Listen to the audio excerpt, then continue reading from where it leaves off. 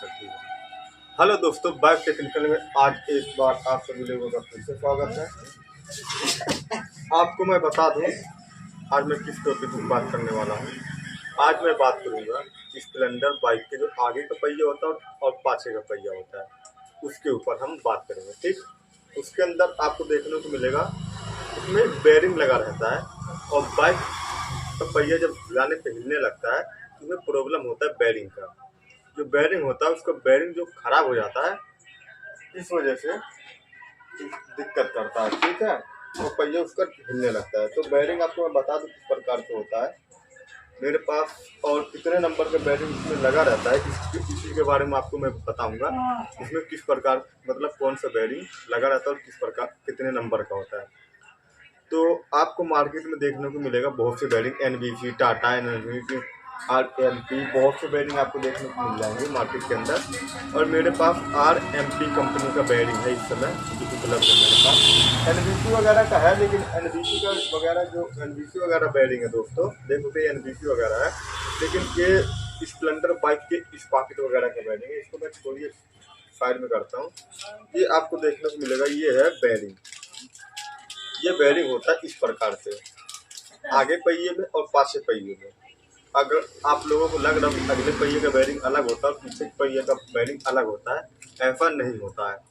Splendor 100 CC की बाइकें जो है, स्प्लेंडर HF डिलक्स या फिर 2099 मॉडल जो थी बाइक स्प्लेंडर वगैरह, स्प्लेंडर सीडी डान वगैरह जो थी, डान डबल एस वगैरह थी, वो बाइकें अब तक और 2025 में जो वीडियो में शूट करूँ अब तक जो भी स्प्लेंडर बाइक में पहिए के आगे का पीछे का जो पहिया है उसके अंदर यही बेरिंग लगा हुआ रहता है, और अगले पहिए में भी यही बेरिंग लगेंगे और पिछले पहिए में भी यही बेरिंग लगेगा और इस पॉकेट में भी यही बेरिंग लगेगा।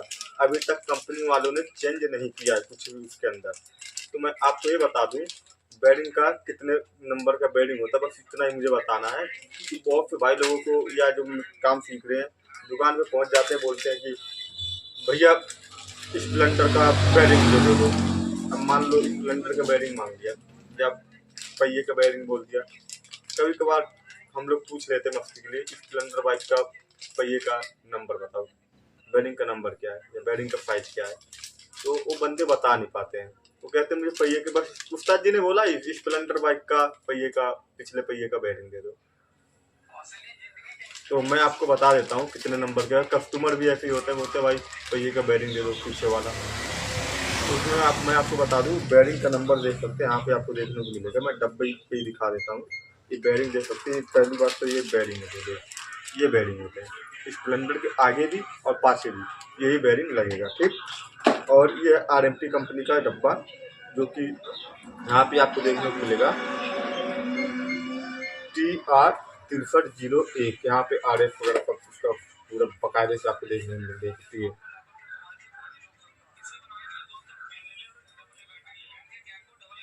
यहाँ पे आपको देखने को मिल गया होगा MRP भी इसका आपने देख लिया होगा, कौन से डेट का है ये बना हुआ वो भी आपको दिख गया होगा।